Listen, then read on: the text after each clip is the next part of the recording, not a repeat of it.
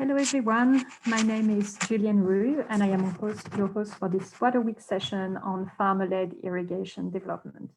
I work at the Global Water Partnership and I am delighted to co-convene this session with the International Water Management Institute, the World Bank, the Doherty Water for Food Global Institute at the University of Nebraska, and the Water Youth Network. We are excited to have received more than 440 registrations from 100 countries, showing the keen interest of many actors on this topic. You will notice that attendees are muted. We encourage you to introduce yourself, ask questions, or share comments using the chat feature. You can find this feature at the bottom of your screen. The webinar is being recorded. We'll email you the link to the video recording along with other resources soon after the event. To save time, I will introduce very briefly the speakers before their presentations, and you will find their bios in the link that Maria just put into the chat. The session builds on a webinar mini-series that we organized in June and July 2020 on key issues and next steps for accelerating inclusive and sustainable farmer-led irrigation development. Maria is now sharing with you in the chat the link to the webinar series for your reference. Today, we'll explore further how to take farmer-led irrigation development forward by engaging with practitioners, implementers, and with the audience. We'll hear first from Pieter, who will give us a short recap of our earlier global farmer-led irrigation discussions before we have our panelists discuss how we can further advance the needle on supporting the scaling of farmer-led irrigation development. We look forward to an interactive discussion between the panelists and the audience. Please feel free to share reflections and questions in the chat at any given time.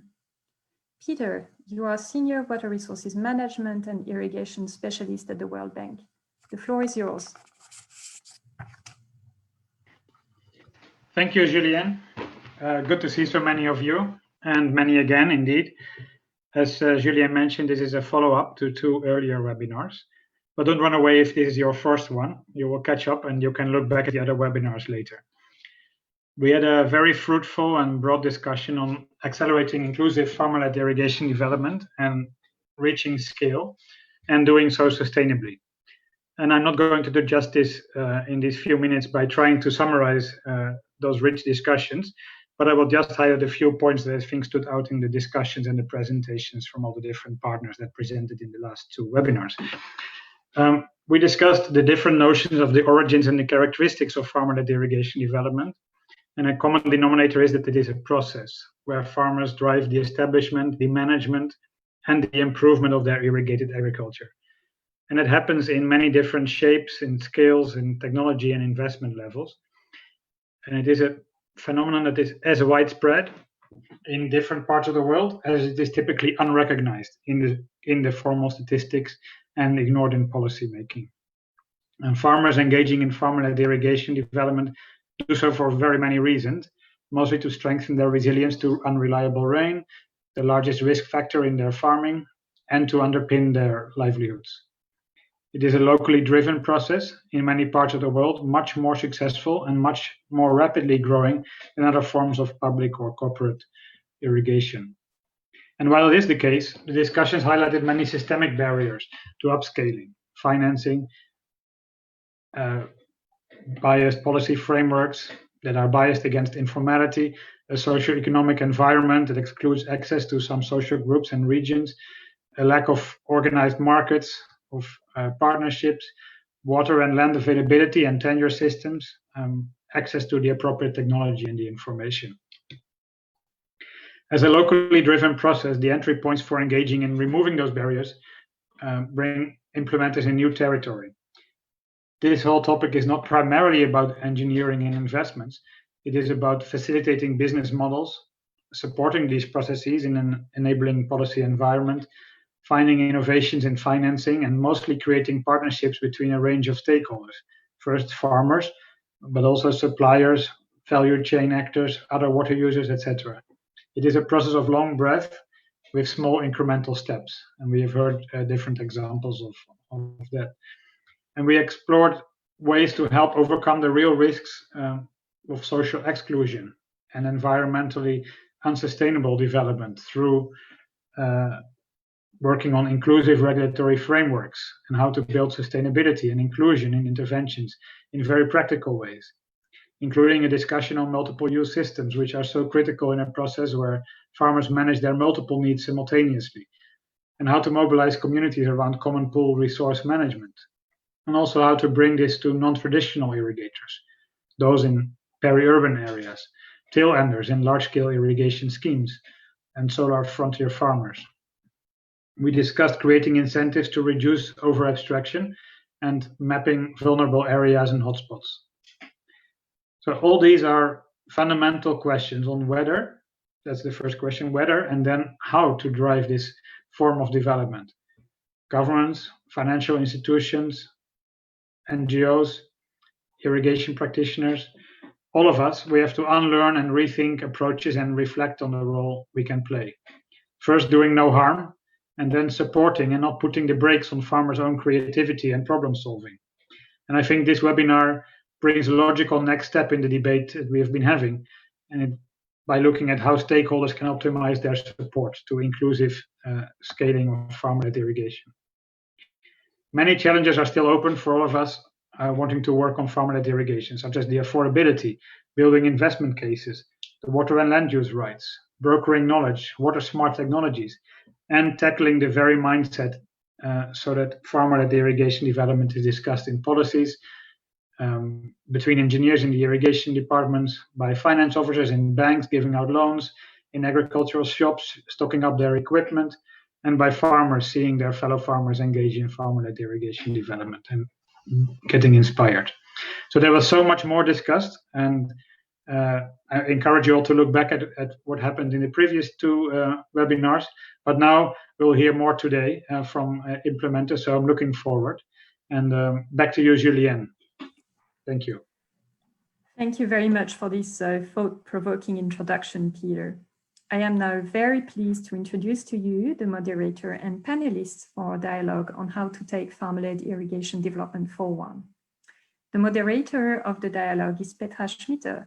She is a research group leader on sustainable and resilient food production systems at the International Water Management Institute.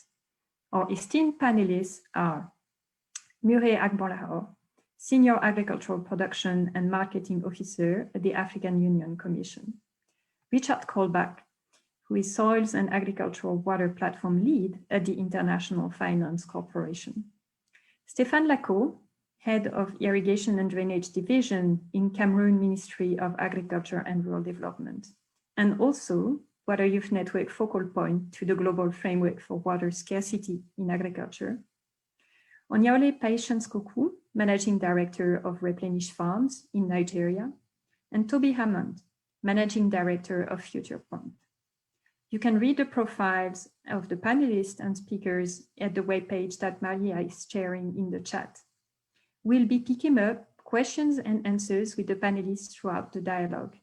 Please write your questions in the chat. I am now handing over to Petra. Thank you. Thank you, Julienne, for the introduction. I will start with a round of warm-up questions so we get to know our panelists and the role they play today in scaling farm-led irrigation. Mure, could I please start with you? Recently, the Framework for Irrigation Development and Agricultural Water Management in Africa was published by the African Union Commission. And the framework has identified farmer-led irrigation development as a second pathway to future agricultural water management development. Could you tell us a bit more on how the African Union plans to support member states to implement farmer-led irrigation in their respective countries? Thank you very much, Petra. I hope I'm loud enough. Let me welcome all participants and attendees. Good morning, good afternoon, good evening, wherever you are. Yes, the question is on the African Union Commission and how it intends to scale farmer-led irrigation in the continent. You also mentioned the African Union Framework on Irrigation Development. Let me just start from that first.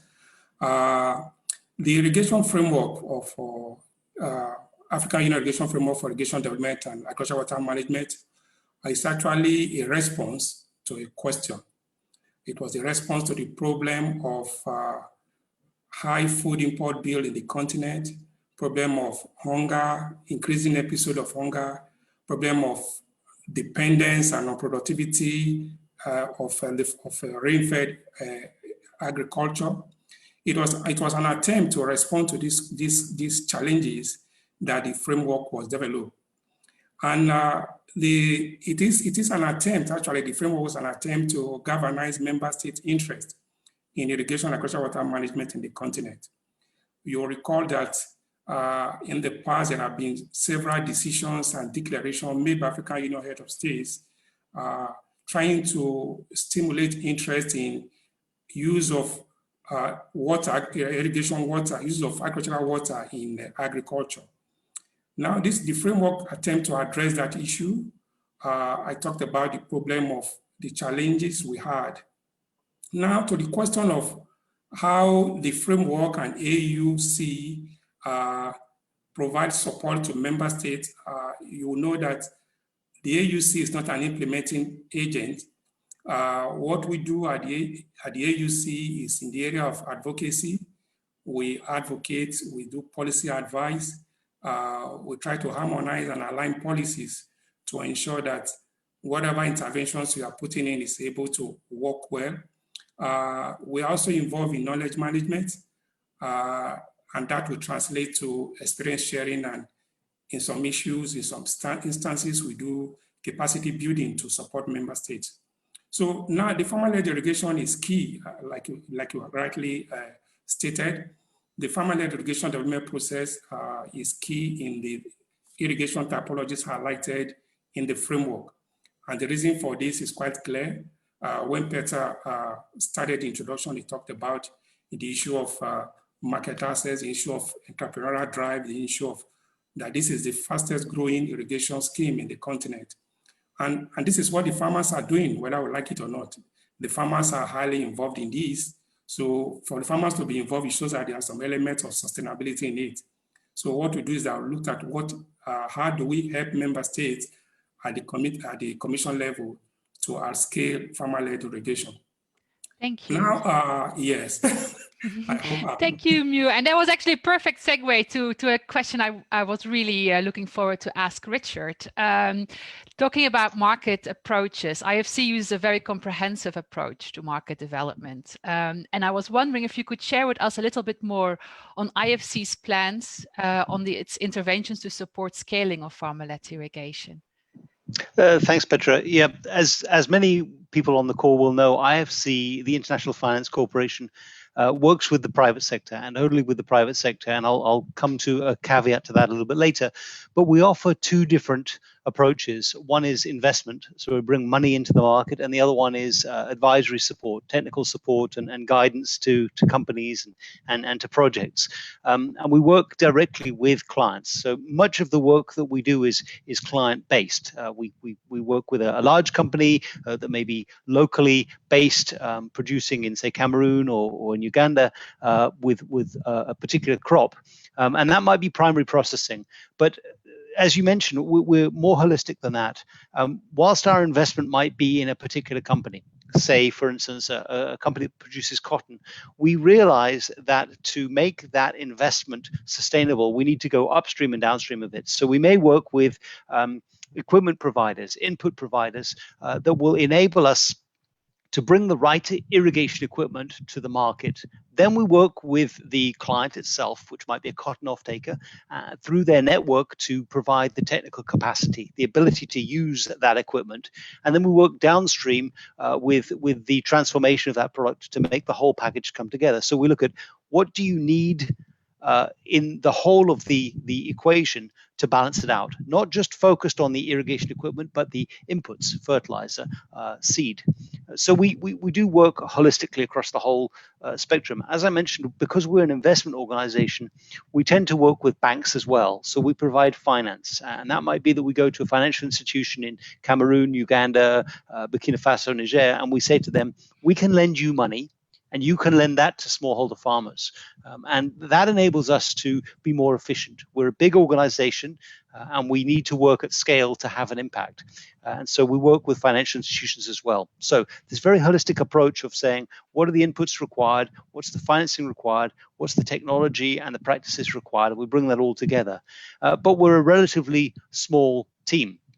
And so because we're relatively small, we work with other partners. We work to, obviously, as you'd expect, to a large degree with Pieter and his team in the World Bank on the public sector side. We work with IFAD, International Fund for Agricultural Development. We work with clients who we directly invest in. We work with supply chains and equipment providers, and you'll hear from Futurepump shortly. So in Uganda, which is one of the case studies we'll talk about now, it's a particularly important example, and I'll use that to talk about how we connect the public sector and the private sector together to leverage bulk water supply subsidies and market access. Thanks, Richard. And that was actually, again, a perfect segue to our next panelist, Toby Hammond, who is indeed one of the solar pump manufacturers active in both Africa and Asia, predominantly in Kenya and Uganda. They're spreading quite rapidly, almost like we would say hot buns in Belgium. So Toby, I was wondering, what are some of these shifts in the enabling environment that really helps you to reach your scale as a company? Yeah, thanks, Petra. I guess my first thought really was to mention the loss of the VAT exemption in Kenya.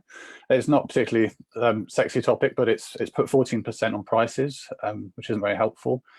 But I think as has been mentioned previously in the webinar series, it's really the price of the systems that is the problem and is the constraint on the uptake. So at Futurepump, we've sold about 7,000 solar pumps so far through our network of distributors. Most of these retail at about $700. Now, we've recently launched an entry-level pump, which starts at $330. And we think that will really open up the opportunity to reach many more lower income farmers, which is what we're trying to do here. But I suppose even $330 is still a large sum of money. And some of our distributors do offer pumps on finance plans, but we're really concerned actually about the cost and complexity involved in those finance plans. And so as a manufacturer, we focus on just trying to drive down the build cost. I think subsidies, which I think we'll be talking about later, are certainly could be a very helpful thing, and we'd like to see this happen to, as I think Samir has said previously, to lower the price. But I think we also want to sound a bit of a warning alarm on that, because in some cases subsidies end up being accessed by the wealthier and better connected farmers. They're the ones that get their hands on those subsidized pumps. And in some cases, it even inflates the ticket price of the pumps if you're not careful when this kind of money is sloshing around. So we've talked about smart subsidies before, and I think they are going to have to be really very well designed and carefully thought through if that is the way we're going to go. From Futurepump's point of view, we really support anything that would open up solar irrigation pumps, which are life-changing things, to be made more accessible to low-income farmers. But we just say, let's do this carefully and smart, and make sure we get it right. Yeah, that's right. Yeah. Great, Toby. Which brings me actually now from Kenya to Cameroon. So Stephane, I was wondering, in Cameroon, to what extent has farmer-led irrigation development already been embraced in the policy environment? And where do you think there should be a focus or there's an opportunity? Thank you, Petra. Hi to everyone. In Cameroon, from history, we've been shifting from large irrigation to smaller irrigation with a shift in the mid-20s, moving from large 1,000 hectares to less than 50 hectares. And today, the focus of most investment projects looks at less than 5 hectares irrigation projects. And also, in terms of farmer-led irrigation development, there is more and more mapping of the various actors, because for many years now, people were importing the material, but there was no traceability of what they were importing, the technology they were using, or the problem that they were facing. So With time, we are trying to get to the farmers and to get what they have as constraints and challenges. And what we do is to link them with potential equipment suppliers, mainly, so that they can understand both what are the challenges, what are the constraints, but also what are the current needs for the for development of irrigation for small-scale farmers. But we also have some subsidies, like it was said, that we get from some projects, like the Pieter project, which is funded partly by IFC, where part of the investment is taken in charge by the project, and the farmer itself invests part of the money to acquire what he seems relevant for his development. And the key points where focus need to be, we think that we're going to point out two things. The first is improving on the regulatory framework to suit investment needs for the small, medium, and large scale. Because actually we have some texts that are regulating the large scale irrigation, but now that we have thousands of farmers that are going towards irrigation, it's good that we somehow have some texts that can help them develop irrigation, but also maintain the sustainability. Well, the second point is about the structuring of the service chain, irrigation service chain. There are a lot of people that are acting which are not really recognized, or what they are doing is not really documented or understood. And sometimes when we have to discuss in order to look for solutions, it's hard, it's really difficult to get some people to talk that can represent a certain group of people in the chain. So these are two main points on which I think we have to be working. And the one on the financial, we've started working on that, but I think like removing the VAT, like was said, and but we have still to work on people to understand that irrigation material have to be treated as other agricultural equipment, because sometimes people consider the irrigation material like any building material or something else, but not considered to be inputs or really important things for the development of agriculture for farmers. Yeah, absolutely. Access to technologies is, of course, key, which brings me to Patience. Patience, you are yourself a very successful agricultural entrepreneur in Nigeria, but at the same time, you also really advocate for farmers' access to technologies, not only in Nigeria, but also globally to the Farmers Network. So what are some of these key modalities that you have heard today, or maybe some other examples that you really see helping farmers get that access? I think it's clear to all of us that it's really important for farmers to have access to technology because it increases yield, stability, and so on. One of the key factors, like Toby already mentioned with irrigation, is the cost. And so having improved or increased access to finance is very important to being able to get more farmers to get irrigation. And then also getting farmers to know about what technologies there are and what is available. So putting out the information out there is important. And the reason why I think that farmer-led irrigation projects are probably will work.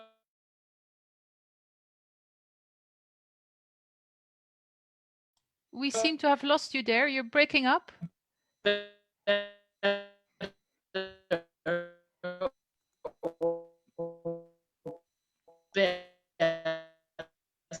Oh, is because of this hand. It will be better. Okay, can you hear me now? Hear me now? Yes, you seem to be back now that your video is off. Can you repeat the last sentence, please? Last sentence is the fact that farmer-led irrigation projects include farmers, and so you know exactly what the farmer needs, and then the providers can then work from that to actually provide what farmer needs, and that helps to increase use because you're providing systems that they could actually use. Great, thank you very much, Patience. And that it was already mentioned by so many panelists today to really tackle a little bit more some of the financial challenges. In one of our first webinars, we had Samir from Sun Culture suggesting that blending public and private sector financing might be one way of reaching other groups of the pyramid. And it's quite a controversial suggestion, as also Toby mentioned. It really has to happen in a smart way and be very considerate of all its actors. So Mure, can I circle back to you? How could member states lower further those barriers and support smallholder access? We have heard the example of VET not only in Kenya, but also in some other countries that are now being implemented. Are there some other ways?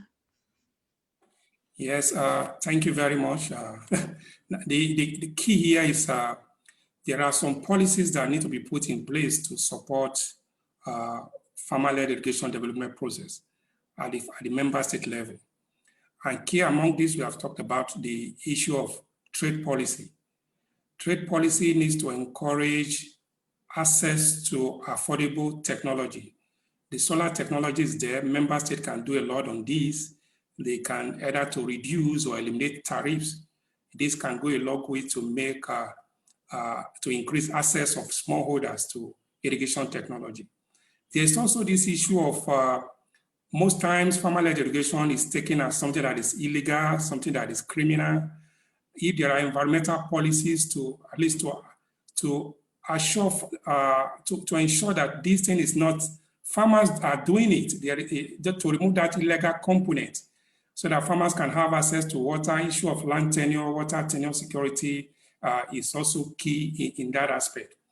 And the other aspect I want to address is policy that has to do with access of smallholders to urban market. Studies have shown that for feed process to develop, there is need for farmers, for producers to have access to urban market.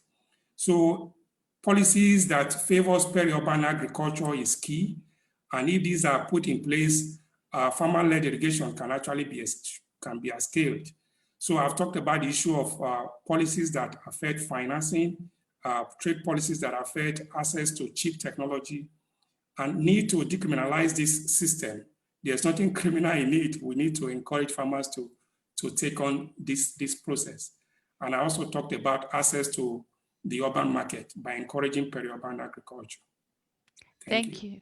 Thank you very much, Mure. And that actually then brings me back to Cameroon, because Stephane, how do you see this corresponding to the current policy environment in Cameroon? Yes, I thank him for the various points he's brought out. The policy is really important, and not just agricultural policy, but other policies too are really important, like the trade policy, importation policy, but also we have communication, which is also something really important. And in the communication, we've been noticing that extension services sometimes doesn't focus on the irrigation aspect. They mostly go towards promoting new hybrids or fertilizer or just farm practices, of which we really need for the extension to come into play. But also it's good to say that sometimes even the farmers develop quite interesting solutions that are sometimes not documented, which could be an asset for people designing policies to make policies that are useful for the end users, which are actually the farmers, and which will also contribute to the economy. So we think that there should be some sort of two-angle vision of what we want to do when we design the policy. We want to develop economy, yes, but for who are we doing this, or who will be benefiting from this end? And I think actually what we have as a new agricultural water policy has taken this a little bit into account, because we had to discuss with a lot of farmers from the various scales, the very small, medium, and large scales, to understand what they are going through and what are their priorities. Now the big challenge is to really implement this because it's a bit ambitious, and will bring in a lot of sectors which are not agricultural sectors or water sectors itself. Yeah, thank you. Yeah, because it's so complex, right? As we also heard from Richard, it really takes a very comprehensive approach. So let me take a second to circle back to Richard here. If we have the policy environment that gets further put in a way that it facilitates farmer-led irrigation development, as suggested by Mure and Stephane, How would you see blended financing work in further lowering the financial barriers for smallholder farmers and really ensure inclusion? Do you have some examples here, Richard, in IFC's focus? Yeah, if you don't mind, Petra, I'm going to take a step back. I mean, what is Sure. blended finance? And I think I need to put that on the table so we're all clear about what it is. Sure. Blended finance for us is a way of making something cost effective in the market. There are times when we ask the private sector to take on risks that aren't necessarily the most profitable risks for them. So we take relatively small amounts of concessional donor funds to mitigate specific investment risks. And that allows us to do things that are not necessarily going to be fundamentally based in the finances.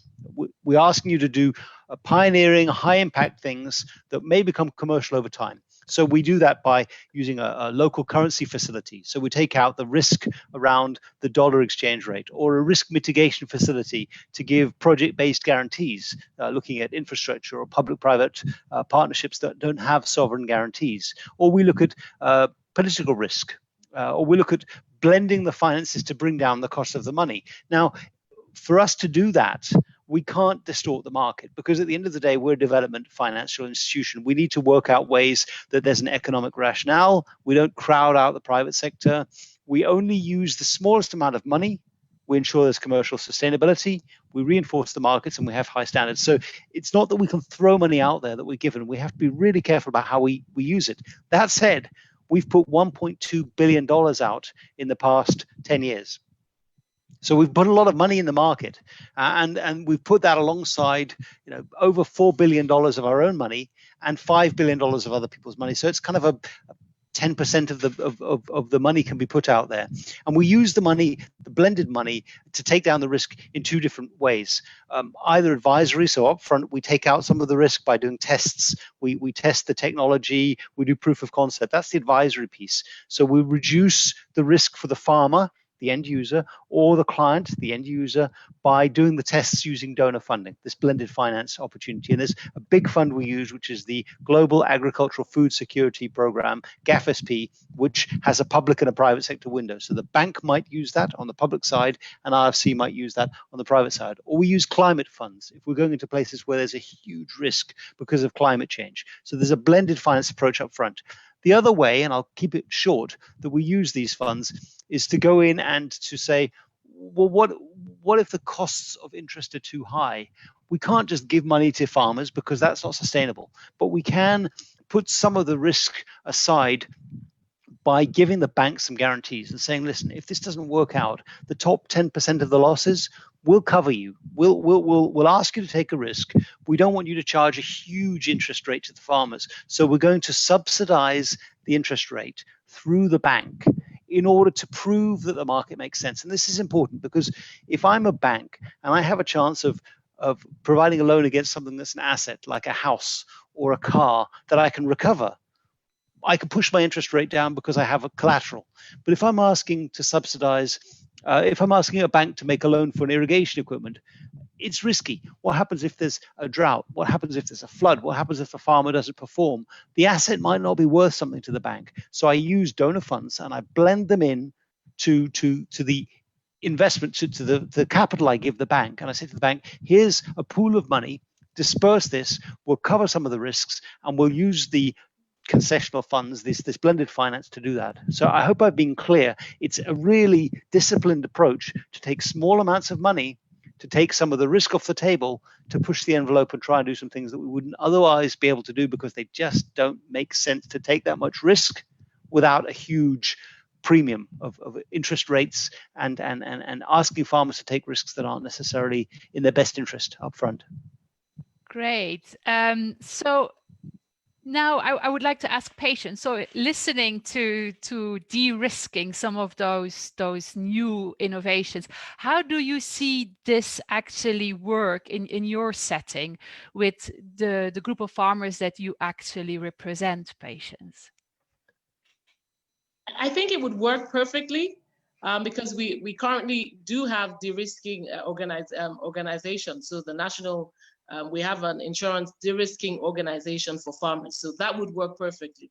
And I think that the modalities that Richard has put forward and talking about blended finance or de-risking or subsidies, those are all things that are really key to helping farmers get access to the irrigation, because without funding, irrigation is a really expensive venture, and for every farmer, really, it's just an added cost.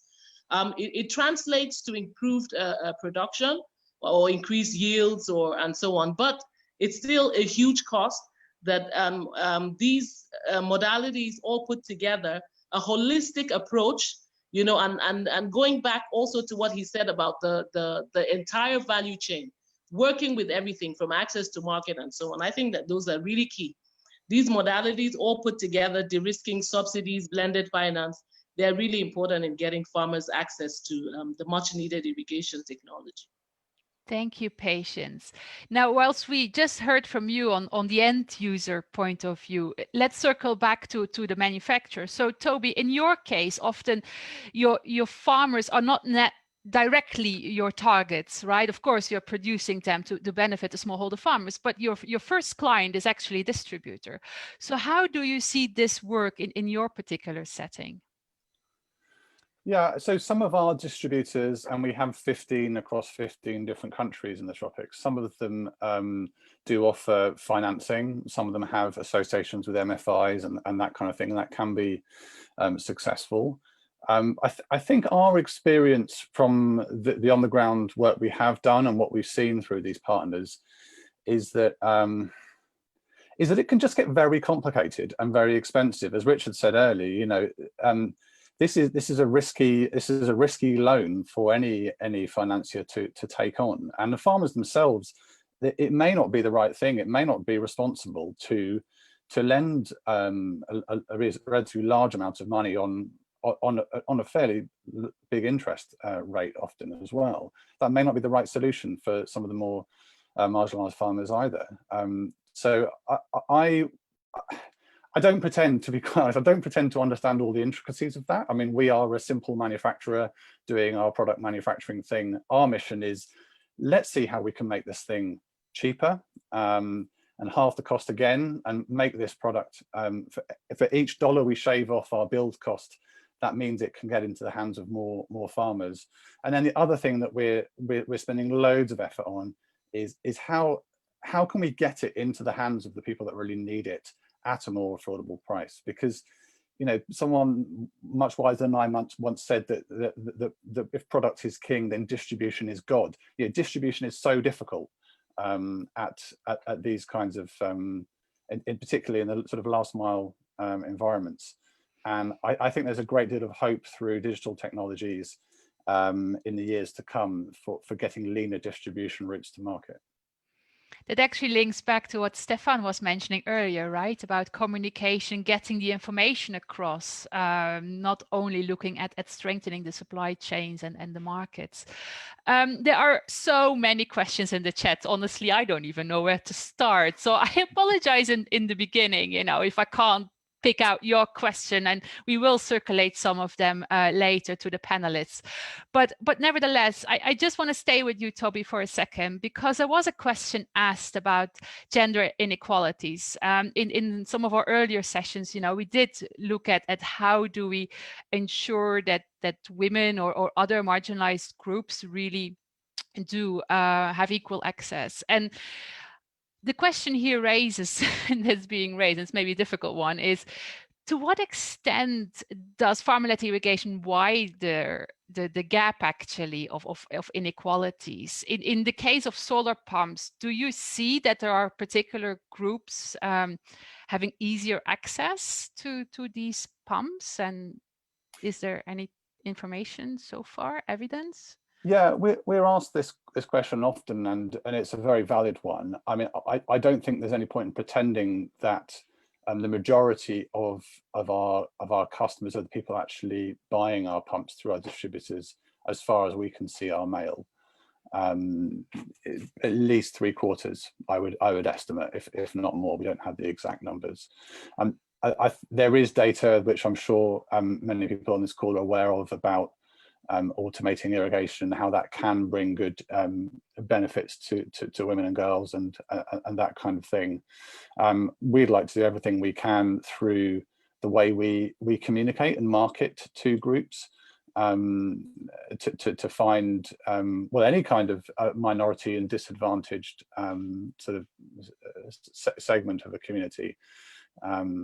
But I don't I don't have any silver bullet answer for that, unfortunately. Yeah, I think we're all still trying to unravel that. And we stay on the topic because, Richard, people on the line are actually wondering how IFC is approaching this. How is your team actually trying to not increase that inequality gap? Are there specific finance modalities or other components along the value chains or the market approach that IFC focuses on? Yeah, it's a good question, and I think it's a challenging one for us because we are a fairly small organization in terms of what we do. We're big in the development institution world, but small in the global sense. And so what we're trying to do is prove to financial institutions and to equipment providers that the model works and that there is value in this. And that does have limits. If you're a farmer solely producing goods for home consumption and there's no market aspect to it, it's going to be very difficult to repay that. And so you're falling into that kind of donor driven, fully subsidized market. And that's not where IFC operates. We operate in the pre-commercial, trying to push them into commercial or the commercial space. So there is this gap that potentially can exist there. And that's why it's so important that we as IFC work with IFAD and work with the World Bank. And if you look at the example of what's happening in Uganda, where we're working with the TTL there, Gabriella Izzi, on the project that she has. She designed that project specifically to work with a blend of public and private sectors so that she can cover the gap. We also work with WRG 2030, Water Resources Group 2030, which is an internal group. It's housed in the World Bank that looks at some of these farmer-led irrigation challenges and takes over the public sector side, the lower income farmers, the ones that may not necessarily have the money, and tackles that challenge. So we try to run a relay race on this. We know where we can be effective. We've got a lot of work to do in that. We haven't accomplished what we need to. And so we do tend to go back to Peter's group, whether that be through WRG 2030 or whether that be through the projects he has, and rely on them.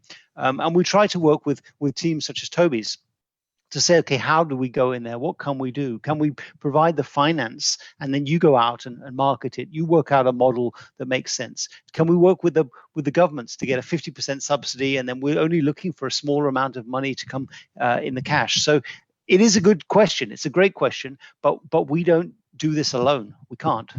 No, obviously it's a team effort. So Mure, very, very briefly because the time is really slipping away, I just wanted to hear your comments on whether the framework itself actually addresses some of those concerns around inclusion and social equity in developing farmer-led irrigation.